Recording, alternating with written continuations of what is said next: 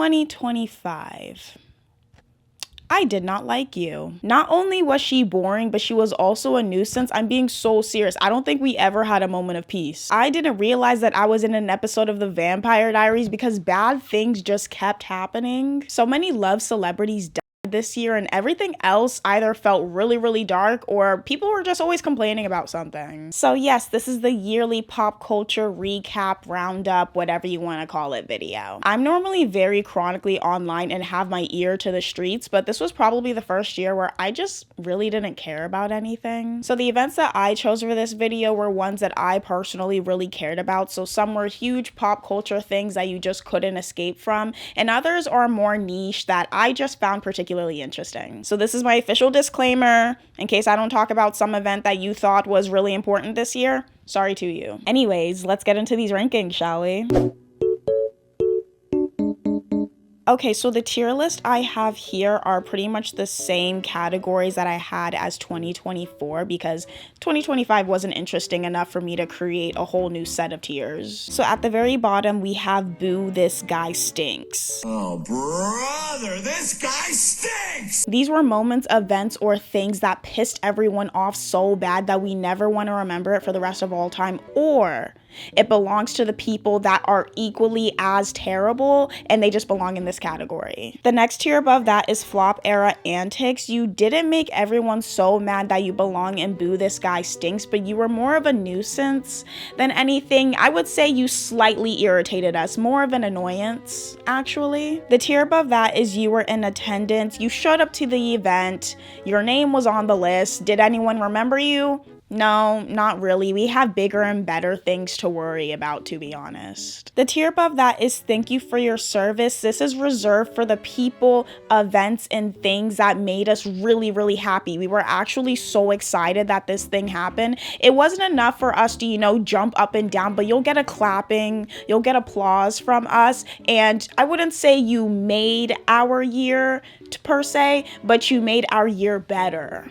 And honestly, at this point, sometimes that's all we can ask for. And the top tier, the final tier, is legendary behavior. Where would 2025 be without this moment, without this person, without this event? I don't know. Okay, first things first, we're starting with the California wildfires. I feel like this is a given.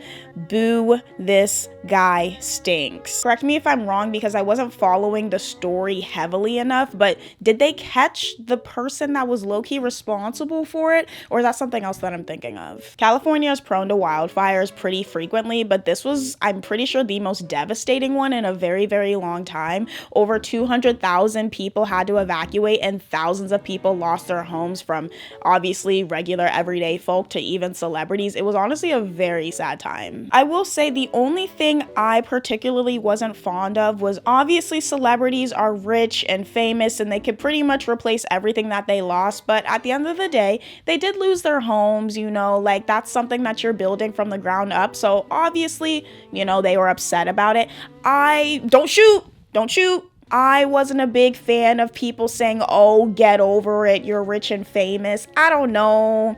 It was a little uncouth to me. Celebrities have never bothered me so much that I would go out of my way to be like, shut up, no one cares about your problems. I don't know. I just don't pay enough attention to them. So when they were coming out saying, we've lost our homes, we're really sad about this, and people were pretty much telling them, sit down, no one cares about you. I don't know. I was just like, come on, guys, like, empathy? Okay, next is the Cowboy Carter tour. I'm gonna put it in thank you for your service. When you have something as big as the Renaissance tour that Beyonce did back in 2023, I'm sorry, it's just very hard to top that in my opinion. Everything about that tour was legendary. The outfits, the visuals, the mute challenge.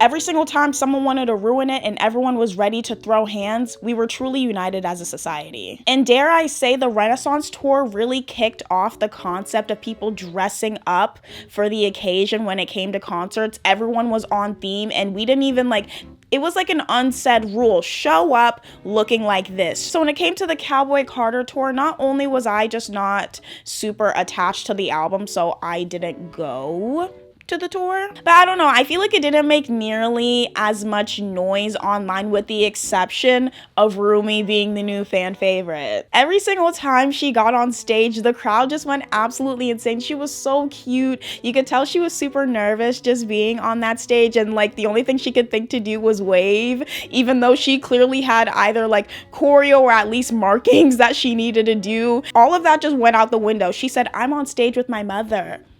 I'm taking full advantage of this." So if I'm being very honest, Rumi is the only reason that the Cowboy Carter tour isn't thank you for your service. So thank you, Rumi. Thank you. Zohran Mamdani winning mayor of New York City. This was such a collective win for everyone. People who had never stepped foot in New York City, all the way across the country, even back here in Texas, everyone was cheering. There were multiple videos of people jumping up and down in their living rooms, and they probably never even went to New York a day in their life. We were all so happy when this happened, especially in this year with so much political turmoil, wars, genocide, people losing their jobs, their homes, SNAP benefits. So we finally got one win with a Muslim person of color winning NYC. Oh, we up.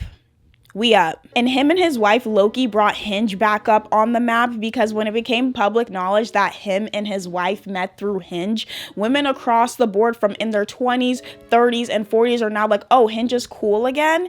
I could potentially meet the future mayor of the next big city. Oh, we're going back on there. I disagree with that statement. Hinge needs to be eradicated. Ladies, we don't need to be going back on there. You're not gonna find Zohran Mamdani on there. Okay, next is the astronauts Butch Wilmore and Sunny Williams. Is it Sunny or Suni? I'm sorry if I'm butchering that. Returning to Earth after being stranded for 9 months in space. I'm gonna put it in, you were in attendance. I'm happy, you know, they were able to come home. But I think because there were so many things going on all at the same time, it just didn't make nearly as much noise as it probably should have, but happy for them. Okay, next we have Montoya from the Spanish series Temptation Island. Oh, legendary behavior. There are very few moments on the internet, whether it's TikTok or Twitter, where a single clip or a single video just makes its rounds around the world. You have absolutely no context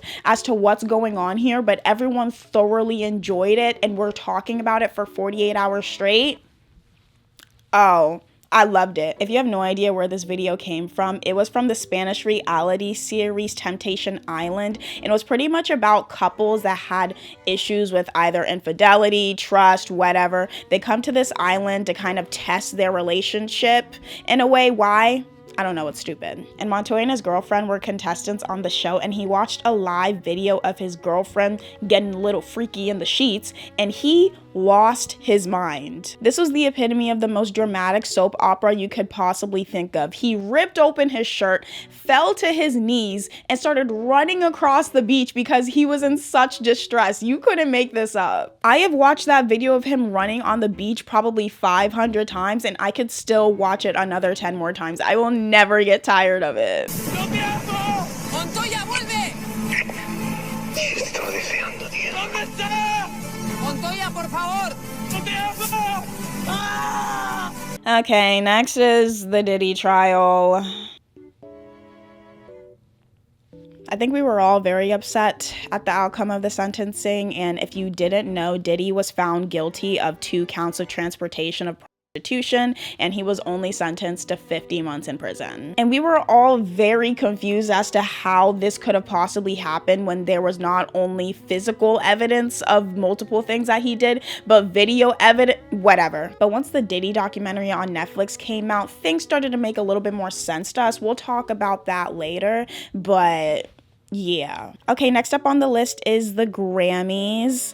I'm gonna put it in, you were in attendance. I definitely think the Grammys this year was probably the best since 2019, if I'm being very honest. I don't really remember much performance-wise, but I remember the winnings and the antics. As far as the antics, the biggest thing to happen that night was probably Kanye and his wife Bianca on the red carpet, and she unveiled a nude bodysuit of herself, which was just very chaotic and very uncalled for. And it wasn't even done in like a tasteful way where it's supposed to give fashion. You could just tell that they wanted to cause and wreak as much havoc as possible. And I remember some people dissecting the video more and looking at their body language and just facial expressions, and it became somewhat clear that Bianca didn't really want to do it, and Kanye was like, no girl, drop that jacket. As far as the winnings, Kendrick won all of the categories that he was nominated for when it came to Not Like Us, and people made jokes left and right about the Grammys also hating Drake and just making this entire thing a joke to poke fun at him. But the most talked about person at the Grammys, of course, was Miss Queen Bee, Beyonce. She not only became the most nominated artist in the history of the Grammys with having 99 nominations,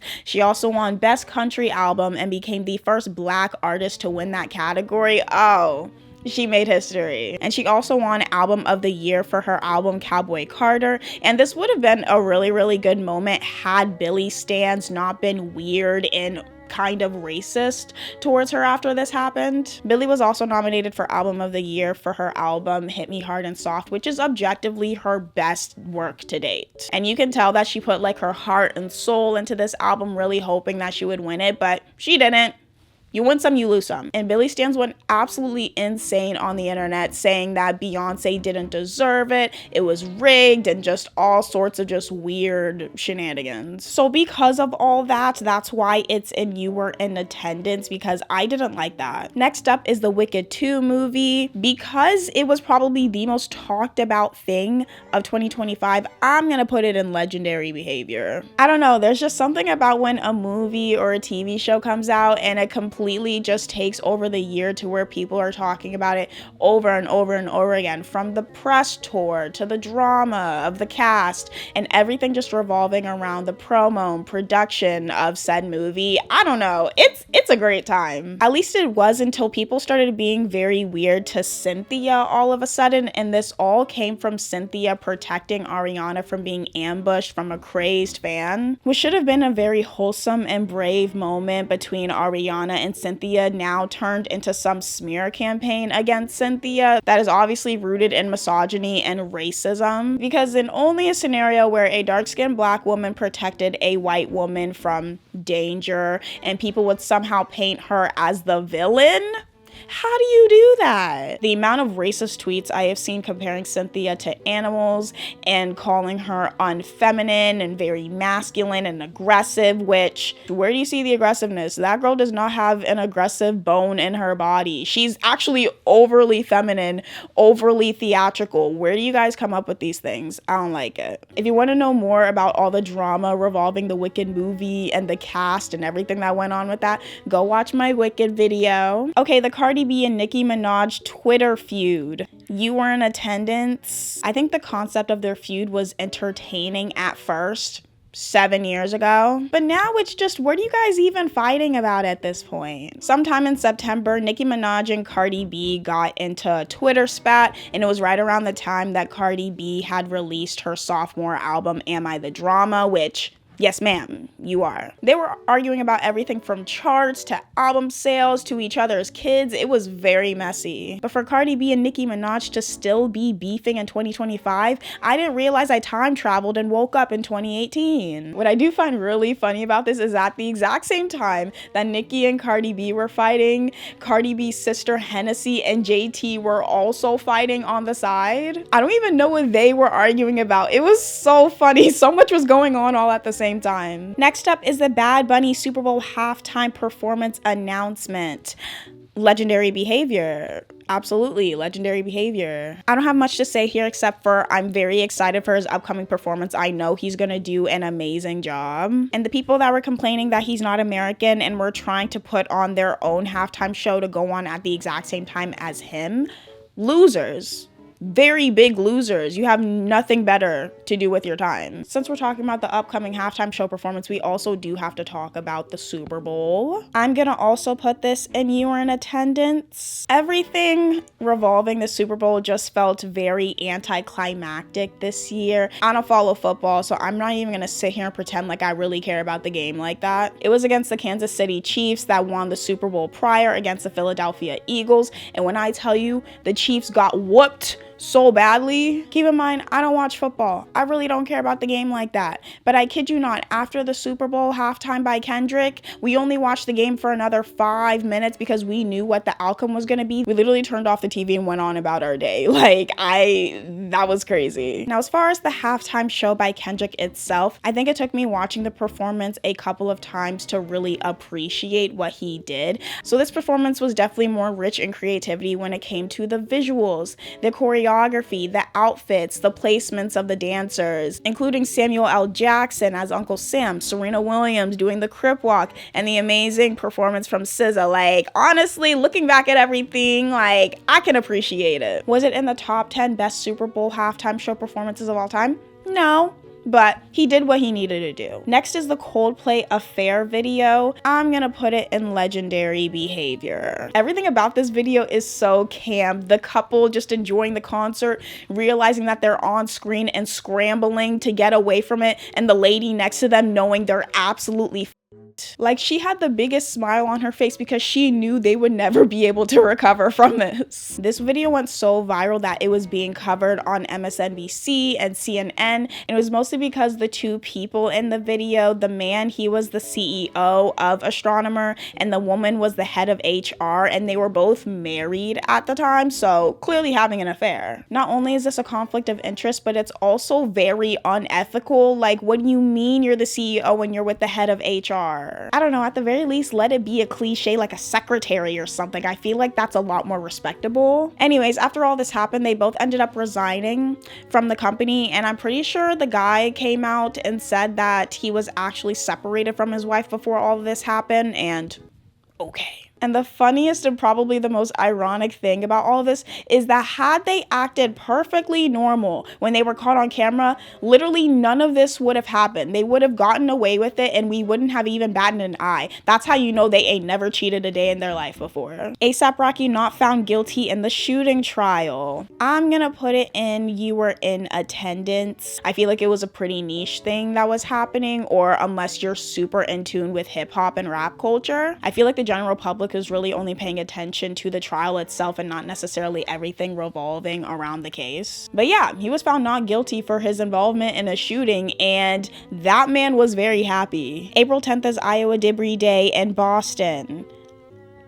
Legendary behavior. I also have the Alabama Barker and the Bad Baby diss tracks. Flop era antics. I don't know the lore behind their beef, nor do I care that much, but I'm gonna be very honest, I was not impressed by either of their diss tracks. I will say that Bad Babies was slightly better because she can rap a little bit. She can Gucci flip-flops. Gucci flip-flops, fucking hit your in my size. This a big watch, diamonds dripping off of the clock. You couldn't tell me anything when that song came on. But other than that, it was just giving they're not booked and busy. Go do a campaign or something. The Camp Rock 3 movie being in production.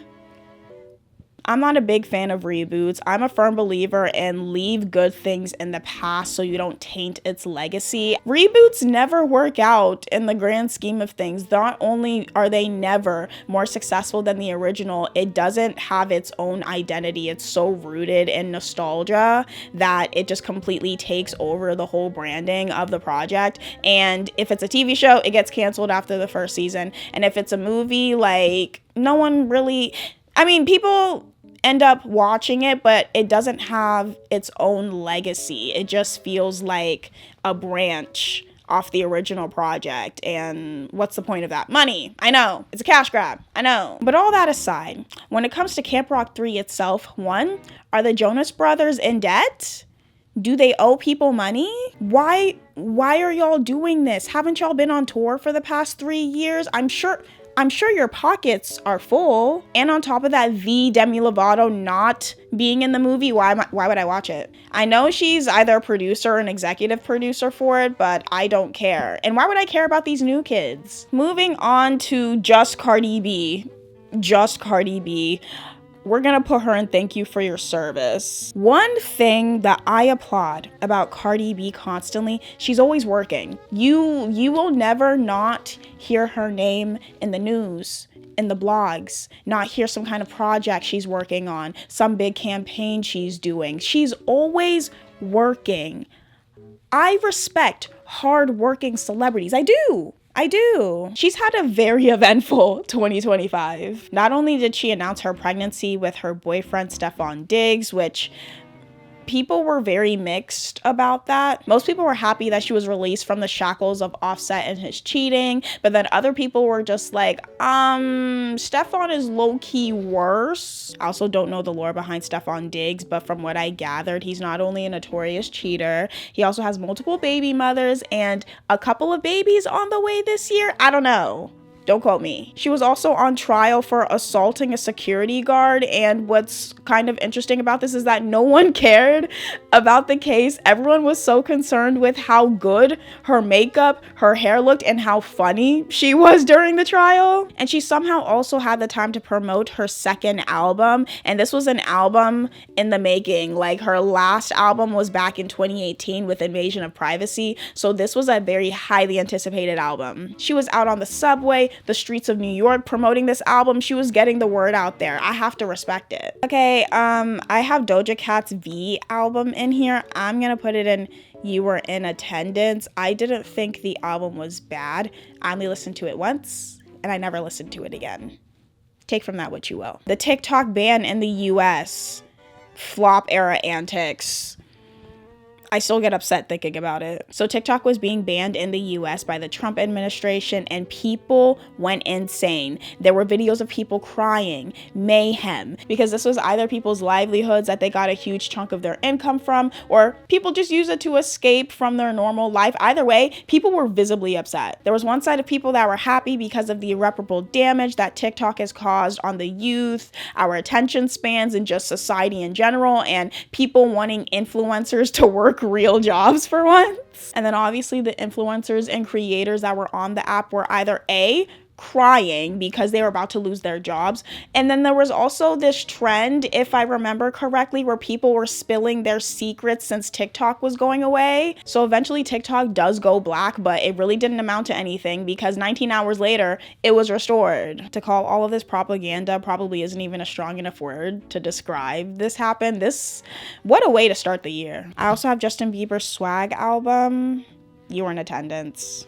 I don't have anything to say about it. The Jimmy Kimmel Show being suspended on the air. I'm gonna put this in thank you for your service, but hear me out first. So after the death of Charlie Kirk, who was a conservative spokesperson, he was shot and killed at a college in Utah at a speaking event. Jimmy Kimmel went on a show making some light remarks about Charlie as a person and his death and everything, and the network responded by taking his show off the air. ABC was apparently told by the Trump administration that Jimmy's show needed to be taken off the air, and if he wanted his show back, he needed to apologize publicly. And this was huge news because it was a clear case of censorship happening right in front of our eyes. So his show was taken off the air for a little bit, and after the uproar of people that were visibly upset about this, he finally came back, but with the pettiest response possible. Thank you. Anyway, as I was saying before I was interrupted, the President of the United States made it very clear he wants to see me and the hundreds of people who work here fired from our jobs. Our leader celebrates Americans losing their livelihoods because he can't take a joke. He was somehow able to squeeze Colbert out of CBS. Then he turned his sights on me, and now he's openly rooting for NBC to fire Jimmy Fallon and Seth Meyers and the hundreds of Americans who work for their shows who don't make millions of dollars. This is my favorite genre of clapbacks. Next is the Celeste Hernandez case revolving around the singer David. Obviously, boo, this guy stinks. Just for some context, 15-year-old Celeste Hernandez's remains were found in an abandoned car in a parking lot, and the car ended up belonging to the singer David. And at first, everyone thought like this was just some weird coincidence. Maybe he was being framed. He couldn't possibly have had anything to do with this. But then as more information started being released about the case, it became so dark. We found out not only that David knew Celeste, but they were in some kind of relationship, very involved with each other, and they had a pretty significant age difference. By the time she died, she was about 14 or 15, whereas David was around 20. And as we learned more and more information about Celeste and her past, we saw multiple videos of her on live with David, and that she told her friends and family that she had a boyfriend named David. They also had matching tattoos together, so all of this information was making David look very suspicious. But what sent everyone over the edge were lyrics and his song Romantic Homicide, where he alluded to killing someone.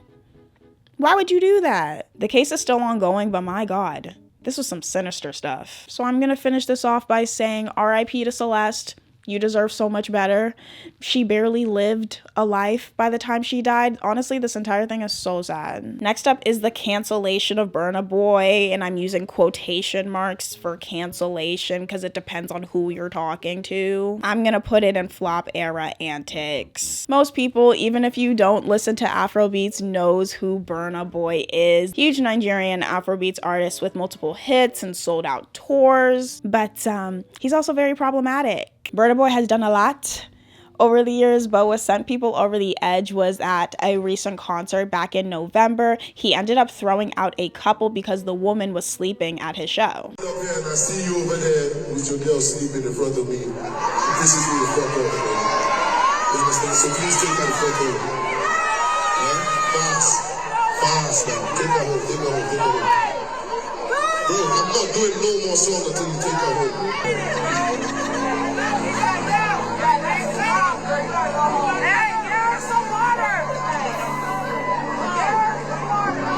People lost their minds when this happened, and rightfully so, because not once did he ever ask if the woman was okay. Why is she sleeping? Like, is she hurt? What's going on? And the woman later came out saying that she was dealing with a lot of trauma in her personal life, and she just came to the concert to enjoy herself, but she was just honestly so physically and mentally exhausted from everything that she was going through that, yeah, she fell asleep at the concert. So after this, people started boycotting his show, specifically the stop in Houston, which is normally a huge hub for Afrobeats artists. The show in Houston that was taking place in an arena was pretty much empty. No one was in there. So after this, he canceled his North American tour. So this led to people saying that Burna Boy was now officially canceled, at least in the eyes of the Western market. Next is Mayhem by Lady Gaga. I don't think I have to explain further. Legendary Behavior, one of the best albums of this year. There's also Ruby by Jenmi.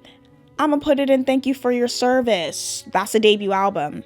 That's a debut album right there. When it comes to Blackpink, my fascination with them has definitely died off over the years, especially when it comes to, you know, their solo projects and everything. I'm just not super tuned in, so I don't even know why I initially listened to her album, because at this point I really didn't care. But this album surprised me. All the different sounds, the different kinds of features that she had. My favorite song on the album is definitely Damn Right with Kali Uchis and Childish Gambino. Ooh, it's just a sexy ass song. On other music things, we have Chanel by Tyla. I'm gonna put it in Thank You for Your Service. If you know the lore behind this song, it's just so funny. So Tyla first debuted Chanel at the Global Citizen Music Festival in New York, and after everyone heard the song, they said, we need it now. So she finally announces that the song was coming out, and Young Miami, formerly from the City Girls, came out and said, Tyla stole her song. Young Miami had a song called Take Me to Chanel that sounds very, very different from Tyla's version, but Young Miami put out a couple of tweets saying that she played her song for Tyla,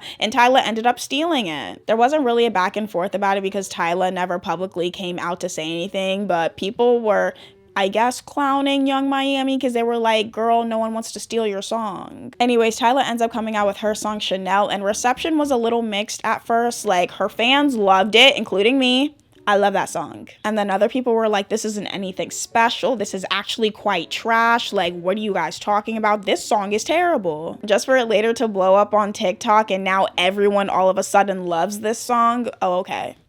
Oh, okay. I also have the children of Eddie Murphy and Martin Lawrence getting married. Legendary behavior. There was also the recent Fifth Harmony reunion performance. We'll put it in thank you for your service. I definitely have a lot of bias here because I was a harmonizer once upon a time. The girls really hold a very special place in my heart, but that performance was interesting. So back at a Jonas Brothers concert in August, Fifth Harmony made a surprise appearance and came on stage to do a very short performance, and the performance was chaotic in the best way possible. The choreo was still slightly off. Normani was stealing the show. Ali was still a couple of beats behind. What else could you expect from a Fifth Harmony performance? And nothing has really happened since that performance, so we don't know if this reunion is gonna amount to another album or a tour or a best of compilation album. Like, we don't know what's going on. I also have the Zara Larsson main pop girl resurgence. Legend. Wait for it. I hope you're not lactose intolerant because the next word I'm going to say is dairy. How I Met Your Mother reference.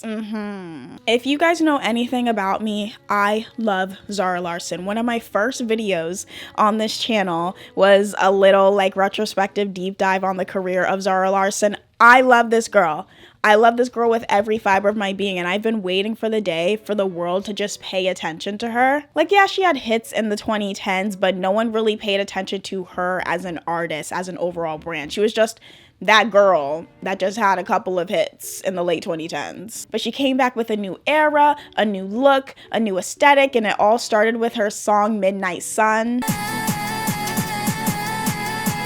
She ended up opening for Tate McRae on her Miss Possessive tour, and what's so interesting is that all of her performances would consistently go viral, and you just didn't see that many videos of the actual big act herself. But Zara was low-key becoming like the internet queen. All of her pictures, videos of her singing live, everything was consistently going viral, but the album made no noise. It made no noise publicly because it went platinum in my house. But hopefully next year will bring lots of good things for Zara. I honestly see her being a main pop girl. We just need another hit.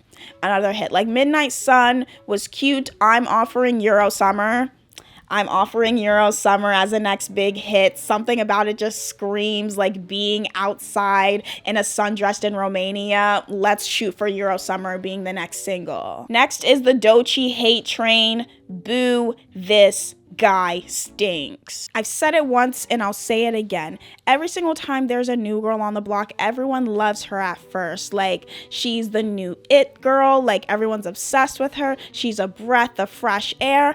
And then, like clockwork, everyone finds some kind of reason to hate on her. And the same thing happened with Doechii. I really don't know what started it, to be honest. Was it the anxiety song? Because people begged her to put it out, and then when she did, people found it annoying. And then there was also the time she won Woman of the Year at the Billboard Women in Music Awards, and people were upset about it because they thought she didn't deserve it for some reason. And then men started to hate her because she made a little jokey joke about not liking straight men. And don't even get me started on people saying her verse on Timeless with Cardi and The Weeknd was trash. Don't piss me off. So yeah, Doechii, get behind me. Next up is Coachella 2025. Let's put it in thank you for your service. I definitely think this was a very good year of Coachella. The performances, for the most part, were very, very good. Coachella definitely made a lot of noise this year with Jenny and Lisa's performances, and then even Charli XCX wearing a sash that said that she should have been a headliner, and Green Day, who was an actual headliner, ended up wearing a sash that said actual headliner.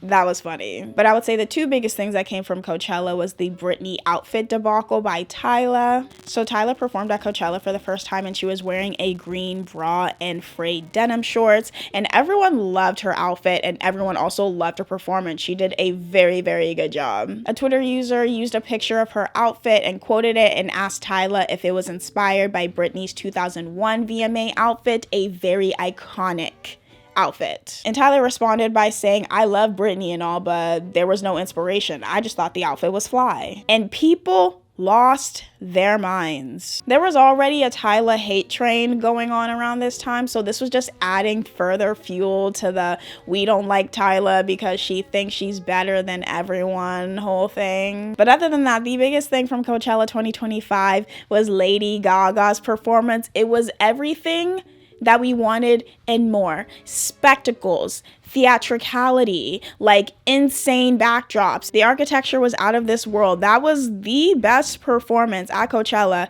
since Beyonce in 2018. You can't convince me of anything else. Next up, we have the downfall of Sydney Sweeney.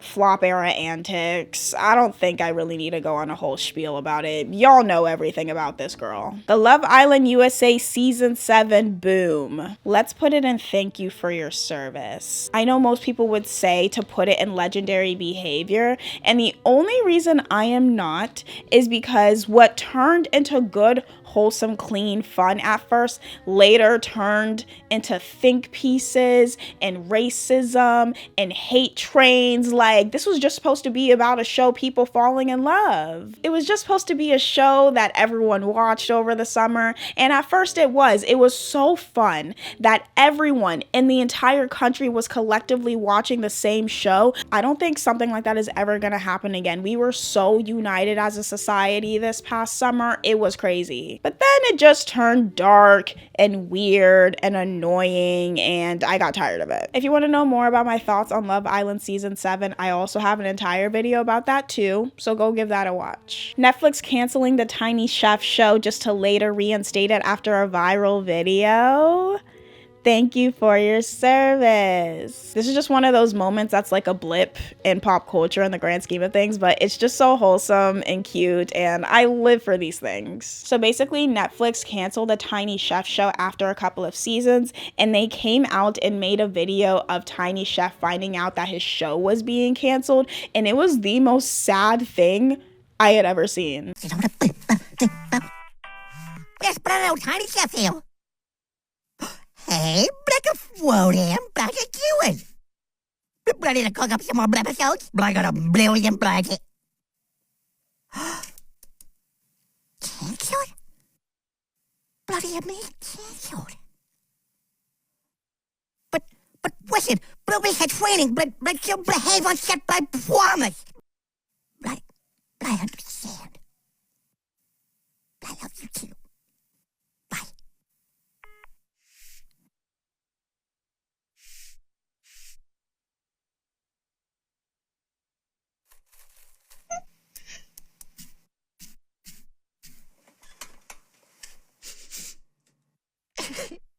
This video went crazy viral and people were begging Netflix to reinstate the show, and they did. So clearly, bullying works. Thieves disguising themselves as construction workers to steal the French crown jewels from the Louvre. I hate to say it, this is legendary behavior. If you are creative enough to come up with a whole new costume to disguise yourself so no one thinks you're doing anything suspicious, I gotta hand it to you. You did your big one. Joanne's filing for bankruptcy and closing down all of its stores. Boo, this guy stinks. We will miss you. The Jonas Brothers and Demi Lovato reuniting at a Jonas Brothers concert. Thank you for your service. It seemed like the most random things were always happening at a Jonas Brothers concert. Like, they had a budget. So at a Jonas Brothers concert, Demi Lovato made a surprise appearance on stage, and Joe and Demi were singing Wouldn't Change a Thing from Camp Rock, and it had all the feels, all the vibes. We were back in 2010. And if you know the lore between Demi and the Jonas Brothers, you know this was a crazy thing to happen. And if you know anything about me, you know I have a video for everything. things. So yes, of course I have a video deep diving the drama and relationship between the Jonas Brothers and Demi Lovato. So yeah, go watch that one too. Gnarly by Cat's Eye. I'm gonna put it in thank you for your service. So when Cat's Eye dropped Gnarly for the first time from their upcoming EP at the time, everyone hated this song. They thought it was weird, it was way too experimental, and the lyrics were just confusing. But the fact that they changed everyone's minds once they started performing it and people later got the vision for it, I don't know, like 10 cool points across the board. Lil Nas X being arrested after assaulting police officers. We're gonna put this in flop era antics because there's a lot going on with this one. So back in August, Lil Nas X was found wandering the streets of LA in only his underwear and cowboy boots. And it was just very clear that something just wasn't right up here because yes, Lil Nas X is a notorious troller, but this just seemed a little bit different. But yes, after this, the police were called and he ended up getting into a little thing with them and he was later arrested. And at first, everyone thought that this was a clear case of maybe him just being on drugs, but it turned out that he had a complete mental psychotic break. Lil Nas X had honestly been going through the ringer this year because prior to this, he also had half of his face being paralyzed. So yeah, it was not a good time for him. Most people don't care about this, but I do. The Little Mix Girls releasing their solo debut albums. Legendary Behavior. Y'all already know. I'm a huge mixer. I'm the mixer. So much so that I made an hour-long deep dive video about them, about every single one of their eras.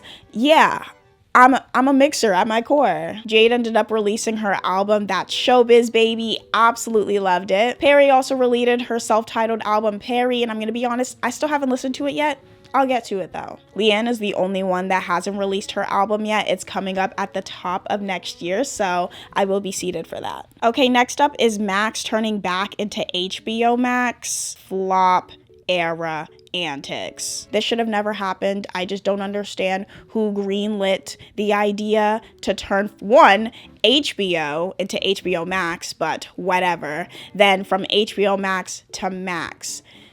They clearly have a marketing and branding team. You mean to tell me every single person on that team said, yes, this is a good idea. This is a great idea. Let's get with the times. Let's be hip. Let's be cool. Just for you guys to go back to HBO Max less than 2 years later. Oh, okay. Lo-Fi Girl finally graduating from studying after 7 years. Legendary Behavior. Congrats to her. Congrats to her. We will miss you. Red Lobster introducing the seafood boil. We're going to put it in thank you for your service. I am so happy that they appointed a new CEO that is not only black, but also Nigerian. We're those people. We're those people for real. And obviously because he's young, he has so many great ideas. And one of the first things he comes up with is to introduce a seafood boil. He did his big one. I will admit, I did try the seafood boil. I wasn't a fan, to be honest. Wasn't really a fan. But I appreciate the effort. And clearly, it did a number because Red Lobster is now officially out of bankruptcy. Hire young people of color to be in charge of big businesses, then you too will see a profit. Next up is the Sinners movie. I'm going to put it in thank you for your service. I still have not watched the movie yet. Don't shoot. One thing about me, when it comes to things that are really, really popular, whether it's the top 10 on Netflix or a show that everyone's watching, I'm not gonna get to it till 3 years later. I need to make sure everyone on the face of the planet is no longer watching that movie or TV show, and then finally I'll get to it. My biggest pet peeve is when someone is like, oh my gosh, you need to watch this show, it's really good. I'm actually never gonna watch it now. You shouldn't have told me that. I'm never gonna watch it now. I don't think I do it to be annoying. It's just my way of having control over things. So yeah, I'll get to the Sinners movie maybe in 2030. The fact that this movie was not only directed by Ryan Coogler, the genius behind the Black Panther movies, but also that this movie had an almost entirely all black cast and it dominated the box office, like beating out other huge movies.